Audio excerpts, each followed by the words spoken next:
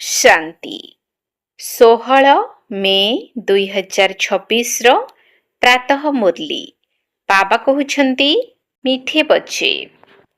ସର୍ବଦା ମନେ ରଖ, ବହୁତ ସମୟ ବିତିଗଲାଣି, ଆଉ ଅଳ୍ପ ସମୟ ବାକି ଅଛି। ଏବେ ତ ଘରକୁ ଯିବାକୁ ହେବ। ଏହି ଛି ଛି ଶରୀର ଏବଂ ଦୁନିଆକୁ ଭୁଲିବାକୁ ହେବ। ସର୍ବଦା ମନେ ରଖ, ବହୁତ ସମୟ ବିତିଗଲାଣି, ଆଉ ଅଳ୍ପ ସମୟ ବାକି ଅଛି। ଏବେ ତ ଘରକୁ ଯିବାକୁ ହେବ। ଏହି ଛି ଛି ଶରୀର ଏବଂ ଦୁନିଆକୁ ଭୁଲିବାକୁ ହେବ। ପ୍ରଶ୍ନ: କେଉଁ ନିଶା ଅର୍ଥାତ୍ ଖୁସି ନିରନ୍ତର ରହିଲେ ସ୍ଥିତି ବହୁତ ଫାଷ୍ଟ କ୍ଲାସ ରହିବ? କେଉଁ ନିଶା ଅର୍ଥାତ୍ ଖୁସି ନିରନ୍ତର ରହିଲେ ସ୍ଥିତି ବହୁତ ଫାଷ୍ଟ କ୍ଲାସ ରହିବ? ଉତ୍ତର: ନିରନ୍ତର ଏହି ନିଶା ରହୁଛେ ମିରୁଆ ମୌତ ମଲ୍ଲୁକା ଶିକାର, ଅର୍ଥାତ୍ କାହାର ପୁଷ ମାସ ତ କାହାର ସର୍ବନାଶ। ଆମେ ମଲ୍ଲୁକ ଅର୍ଥାତ୍ ଫରିସ୍ତା ହୋଇ ନିଜର ପ୍ରେମିକଙ୍କ ସହିତ ଘରକୁ ଯିବା। ବାକି ଏଠାରେ ସବୁକିଛି ସମାପ୍ତ ହୋଇଯିବ। ଏବେ ଆମେ ଏହି ପୁରୁଣା ଶରୀରକୁ ଛାଡ଼ି ନୂଆ ଶରୀର ଧାରଣ କରିବା। ଏହି ଜ୍ଞାନ ସାରା ଦିନ ବୁଦ୍ଧିରେ ଚିନ୍ତନ ଚାଲିଲେ ଅପାର ଖୁସି ରହିବ, ସ୍ଥିତି ଫାଷ୍ଟ କ୍ଲାସ ହୋଇଯିବ। ଗୀତ यह कौन आज आया सबेरे सबेरे। ଓମ୍ ଶାନ୍ତି।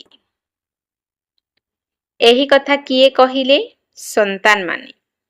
ଅତୀନ୍ଦ୍ରିୟ ସୁଖମୟ ଜୀବନକୁ ଆସି କହୁଛନ୍ତି ବେହଦ୍ର ପିତା ଆସିଯାଇଛନ୍ତି। କ'ଣ ପାଇଁ? ଏହି ପତିତ ଦୁନିଆକୁ ପରିବର୍ତ୍ତନ କରି ପବିତ୍ର ଦୁନିଆ ଗଢ଼ିବା ପାଇଁ। ପବିତ୍ର ଦୁନିଆ କେତେ ବଡ଼ ହୋଇଥିବ? ପତିତ ଦୁନିଆ କେତେ ବଡ଼? ଏହି କଥା ତୁମେ ପିଲାମାନଙ୍କ ବୁଦ୍ଧିରେ ଆସିବା ଉଚିତ। ଏଠାରେ କେତେ କୋଟି କୋଟି ମନୁଷ୍ୟ ଅଛନ୍ତି। ଏହାକୁ ପତିତ ଭ୍ରଷ୍ଟାଚାରୀ ଦୁନିଆ କୁହାଯାଏ। ମଧୁର ସନ୍ତାନମାନଙ୍କର ମନରେ ଆସିବା ଉଚିତ, ଆମର ନୂଆ ଦୁନିଆ କେତେ ଛୋଟ ହେବ। ଆମେ କିପରି ରାଜତ୍ୱ କରିବୁ? ଆମ ଭାରତ ଭଳି ଆଉ କୌଣସି ଦେଶ ହୋଇପାରିବ ନାହିଁ। ଏହି କଥା କେହି ବୁଝି ନାହାନ୍ତି ଯେ ଭାରତ ସ୍ୱର୍ଗ ଥିଲା, ତା ଭଳି ଆଉ କୌଣସି ଦେଶ ହୋଇପାରିବ ନାହିଁ। ତୁମେ ବୁଝିପାରୁଛ, ଏହି ଭାରତ ତ ଏବେ କୌଣସି କାମର ନୁହଁ। ଭାରତ ସ୍ୱର୍ଗ ଥିଲା, ଏବେ ନାହିଁ। ଏହି କଥା କାହାର ମନେ ପଡ଼ୁନାହିଁ ଯେ ଆମର ଭାରତ ସବୁଠାରୁ ଉଚ୍ଚ ଏବଂ ସବୁଠାରୁ ପ୍ରାଚୀନ। ତୁମ ପିଲାମାନଙ୍କର ବୁଦ୍ଧିକୁ ଆସୁଛି, ତାହା ମଧ୍ୟ ପୁରୁଷାର୍ଥର କ୍ରମ ଅନୁସାରେ। ତୁମ ମଧ୍ୟରେ ସେତିକି ଖୁସି ଓ ସେତିକି ସମ୍ମାନ ରହୁଛି। ବେହଦ୍ର ବାବା ଆସିଯାଇଛନ୍ତି, କଳ୍ପ କଳ୍ପ ଆସୁଛନ୍ତି। ମାୟା ରାବଣ, ଯିଏକି ଆମର ରାଜ୍ୟ ଭାଗ୍ୟ ଛଡ଼ାଇ ନେଇଛି, ସେହି ରାଜ୍ୟ ଭାଗ୍ୟ ପୁନର୍ବାର ବାବା ଆସି ଆମ ଆତ୍ମାମାନଙ୍କୁ ଦେଉଛନ୍ତି। ଏମିତି ନୁହେଁ ଯେ କୌଣସି ଲଢ଼େଇ ଦ୍ୱାରା ଛଡ଼େଇ ନିଆଯାଇଛି। ନା, ରାବଣ ରାଜ୍ୟରେ ଆମର ମତ ଭ୍ରଷ୍ଟାଚାରୀ ହୋଇଯାଇଛି। ଶ୍ରେଷ୍ଠାଚାରୀରୁ ଆମେ ଭ୍ରଷ୍ଟାଚାରୀ ହୋଇଯାଇଥାଉ। ଦୁନିଆକୁ ଦେଖ କେତେ ବିସ୍ତାରିତ ହୋଇଗଲାଣି। ଆମର ଭାରତ ଦେଶ କେତେ ଛୋଟ ଥିଲା। ସ୍ୱର୍ଗରେ ଆମେ କେତେ ସୁଖୀ ରହିବା। ହୀରା ନୀଳାର ମହଲ ହେବ, ସେଠାରେ ରାବଣ ନଥାଏ। ତୁମ ପିଲାମାନଙ୍କ ବୁଦ୍ଧିରେ ଖୁସି ରହିବା ଉଚିତ, ଅତୀନ୍ଦ୍ରିୟ ସୁଖ ରହିବା ଉଚିତ। ବାବା କହୁଛନ୍ତି ଦେହୀ ଅଭିମାନୀ ହୁଅ। ଦେହର ଅଭିମାନ ତୁଟାଇବା ପାଇଁ ବାବା କହିଥିଲେ 108 ତାଳି ପକ୍କାବାଲା କପଡ଼ା ପିନ୍ଧ। ଯଦିଓ ବ୍ରହ୍ମା ବାବାଙ୍କର ବଡ଼ ବଡ଼ ଲୋକଙ୍କ ସହିତ, ହୀରାନୀଳା ବ୍ୟବସାୟୀମାନଙ୍କ ସହିତ ସମ୍ପର୍କ ଥିଲା, କିନ୍ତୁ ସେହି ଅଭିମାନ କିପରି ଦୂର ହେବ? ଦେହୀ ଅଭିମାନୀ ହେବାକୁ ପଡ଼ିବ। ମୁଁ ଆତ୍ମା, ଏହା ମୋର ପୁରୁଣା ଶରୀର। ଏହାକୁ ଛାଡ଼ି ନୂଆ ଫାଷ୍ଟ କ୍ଲାସ ଶରୀର ନେବାର ଅଛି। ସର୍ପ ତ ଗୋଟିଏ କାତି ଛାଡ଼ି ଆଉ ଗୋଟିଏ ଧାରଣ କରୁଛି। ତୁମ ପିଲାମାନଙ୍କର ବୁଦ୍ଧିରେ ଜ୍ଞାନ ରହିଛି। ଏହି ପୁରୁଣା ଶରୀରକୁ ଛାଡ଼ି ଆମେ ଆଉ ଗୋଟିଏ ନୂଆ ଶରୀର ନେବୁ। ପୁଣି ଗୋଟିଏ ପରେ ଗୋଟିଏ ଶରୀର ମିଳିବ। ଏହି ସବୁ ଜ୍ଞାନ ତ ପିଲାମାନଙ୍କ ବୁଦ୍ଧିରେ ଚିନ୍ତନ ଚାଲିବା ଦରକାର। ଏହା ତ ଛି ଛି ଦୁନିଆ ଅଟେ। ଏହାକୁ ଦେଖୁଥିଲେ ମଧ୍ୟ ବୁଦ୍ଧିରୁ ଭୁଲିବାକୁ ପଡ଼ିବ। ଆମେ ଏବେ ଯାତ୍ରା କରୁଛୁ ଆମର ବୁଦ୍ଧିର ଯୋଗ ଘର ଆଡ଼କୁ ଯାଉଛି। ଏହି ଅଭ୍ୟାସ ତ କରିବାକୁ ପଡ଼ିବ ନା।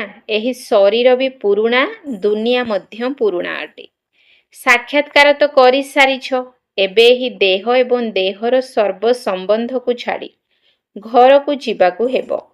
ଭିତରେ ଖୁସି ରହିଛି ଯେ ଏବେ ଆମକୁ ଘରକୁ ଫେରିବାର ଅଛି।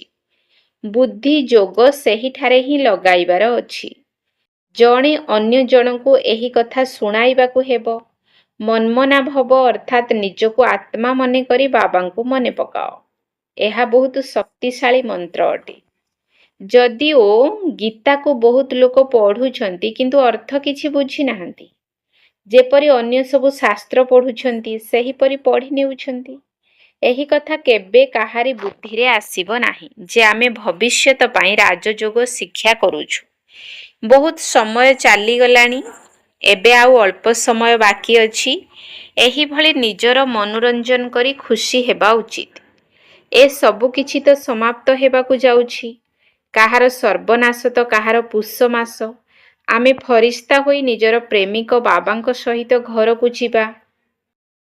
ଏହି କଥା ଆତ୍ମାମାନଙ୍କର ପିତା ଆସି ଶିକ୍ଷା ଦେଉଛନ୍ତି।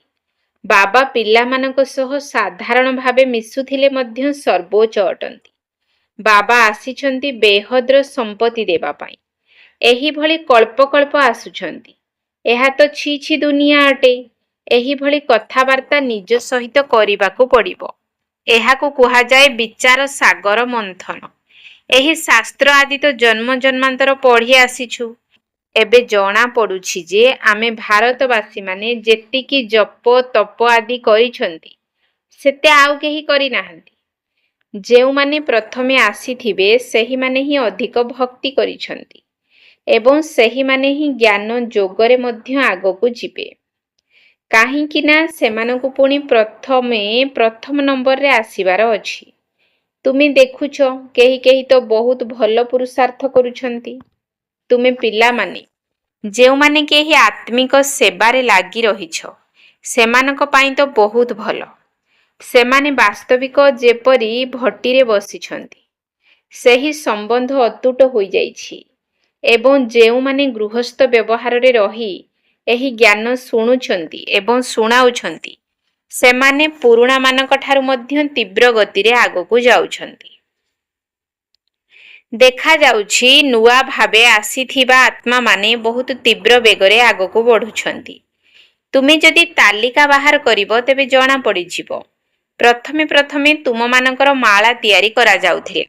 ପୁଣି ଦେଖାଗଲା ଯେ କେତେ ଭଲ ଭଲ ପିଲା ଯିଏକି 3-4 ନମ୍ବରରେ ଥିଲେ ସେମାନେ ମଧ୍ୟ ଚାଲିଗଲେ। ଏକଦମ ପ୍ରଜାପଦକୁ ଆସିଗଲେ। ଏବେ ତୁମର ଏହା ବିଦ୍ୟାର୍ଥୀ ଜୀବନ ଅଟେ।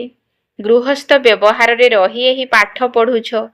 ବହୁତ ପିଲା ଅଛନ୍ତି ଯେଉଁମାନେ କି ଡବଲ ପାଠ ପଢ଼ିଥାନ୍ତି, ଯାହାଦ୍ୱାରା ସହଜରେ ଉପରକୁ ଉଠି ଯାଇଥାନ୍ତି।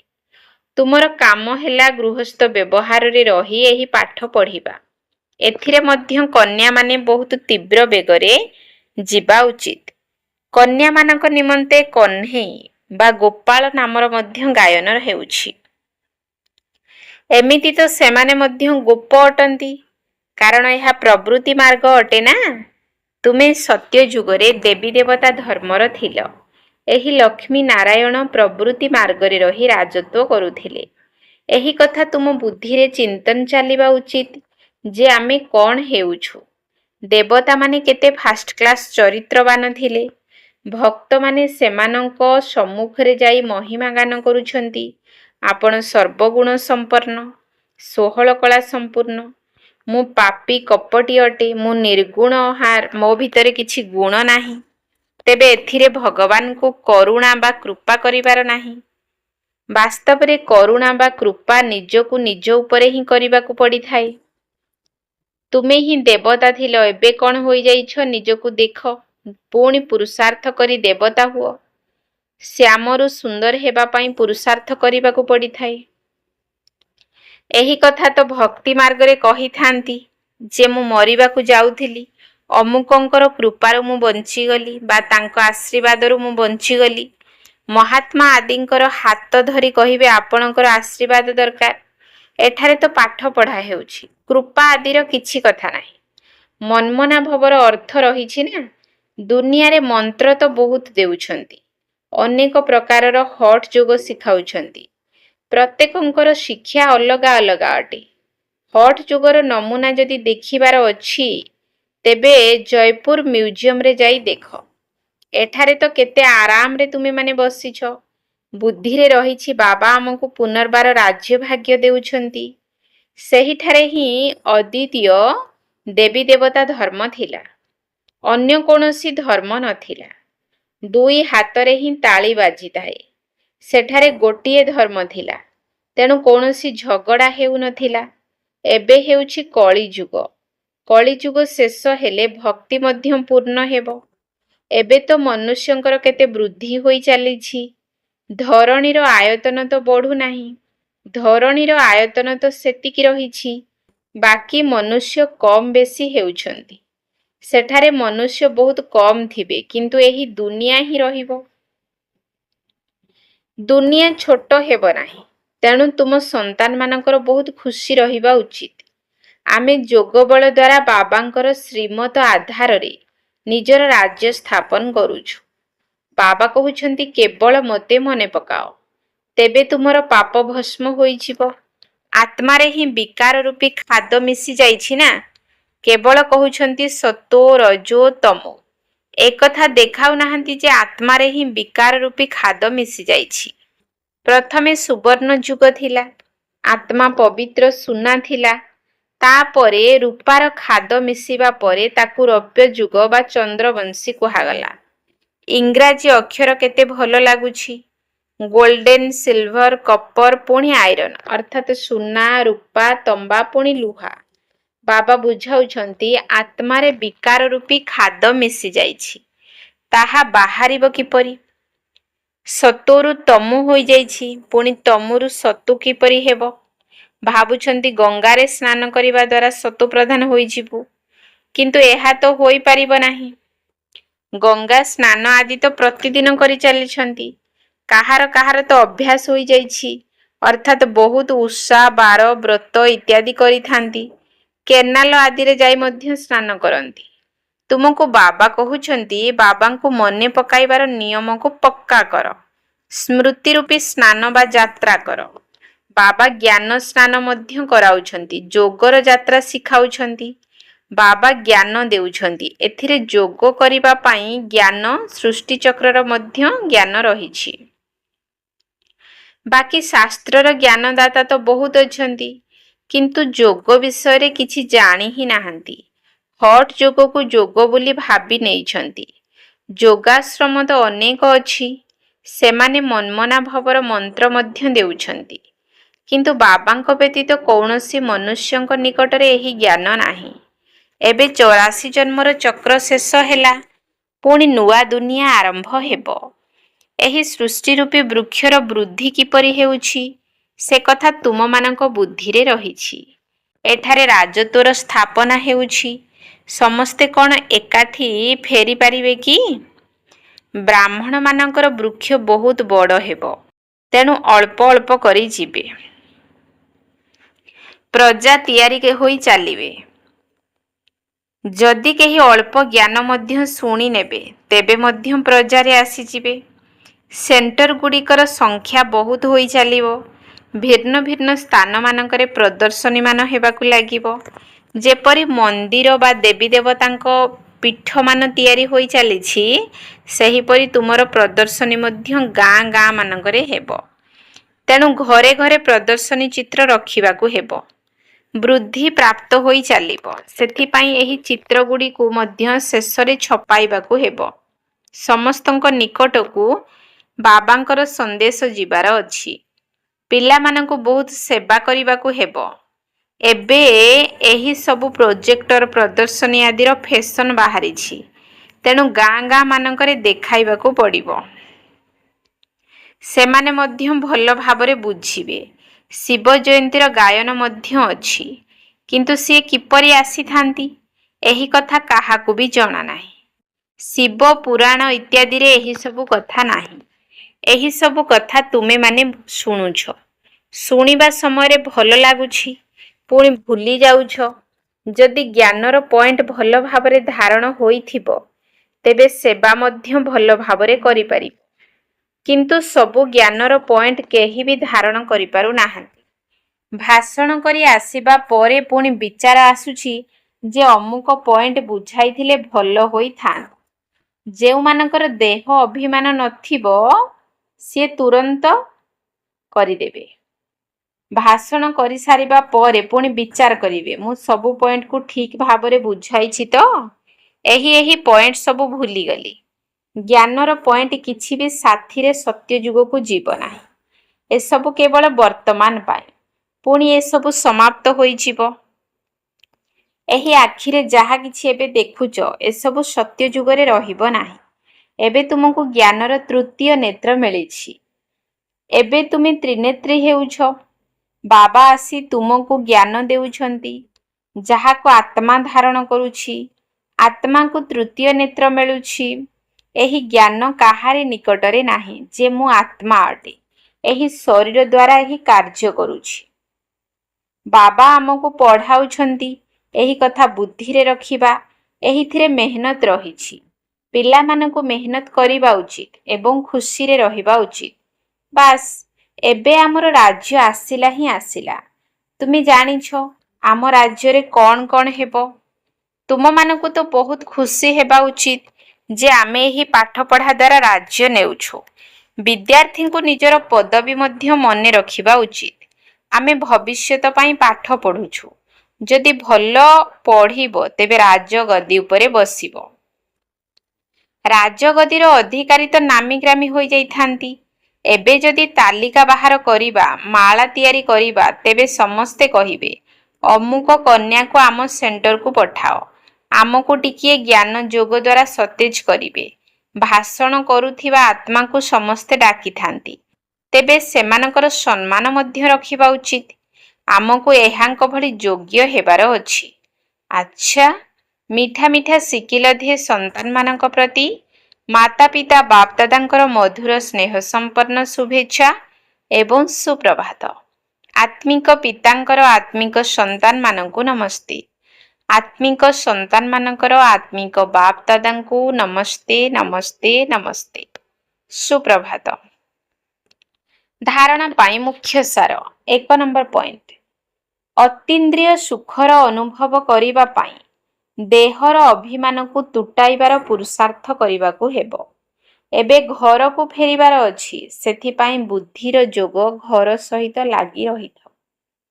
ଅତୀନ୍ଦ୍ରିୟ ସୁଖର ଅନୁଭବ କରିବା ପାଇଁ ଦେହର ଅଭିମାନକୁ ତୁଟାଇବାର ପୁରୁଷାର୍ଥ କରିବାକୁ ହେବ।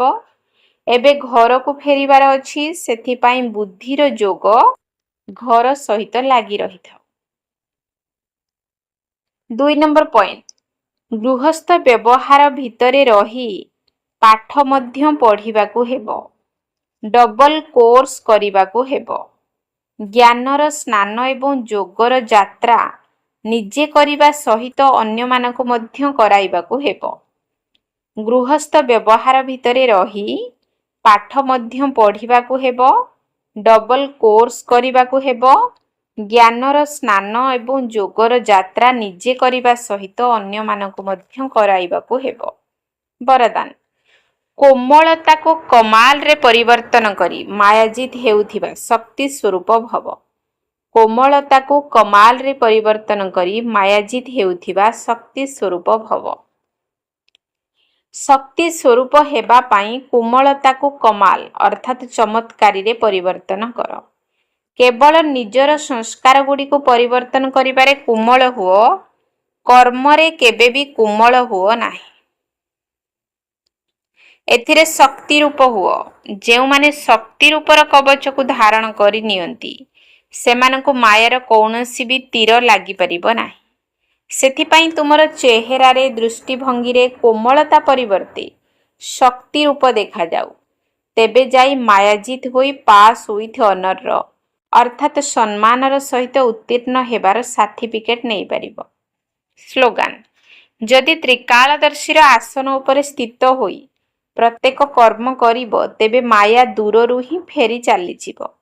ଯଦି ତ୍ରିକାଳଦର୍ଶୀର ଆସନ ଉପରେ ସ୍ଥିତ ହୋଇ ପ୍ରତ୍ୟେକ କର୍ମ କରିବ, ତେବେ ମାୟା ଦୂରରୁ ହିଁ ଫେରି ଚାଲିଯିବ। ଅବ୍ୟକ୍ତ ଇଶାରା ସର୍ବଦା ଅଚଳ ଅଟଳ ଏବଂ ଏକରସ ସ୍ଥିତିର ଅନୁଭବ କର। ଯେପରି ସାକାର ବାବା ଅକ୍ଲାନ୍ତ ଏବଂ ଏକରସ ସ୍ଥିତିର ଦୃଷ୍ଟାନ୍ତ ହୋଇ ଦେଖାଇଛନ୍ତି, ସେହିପରି ତୁମମାନଙ୍କୁ ମଧ୍ୟ ଅନ୍ୟମାନଙ୍କ ପାଇଁ ଦୃଷ୍ଟାନ୍ତ ହେବାକୁ ପଡ଼ିବ। ଏହା ହିଁ ହେଉଛି ସେବା। ସେବା କେବଳ ବାଣୀ ଦ୍ୱାରା ହୋଇନଥାଏ, ସ୍ଥିତି ଦ୍ୱାରା ମଧ୍ୟ ସେବା ହୋଇଥାଏ।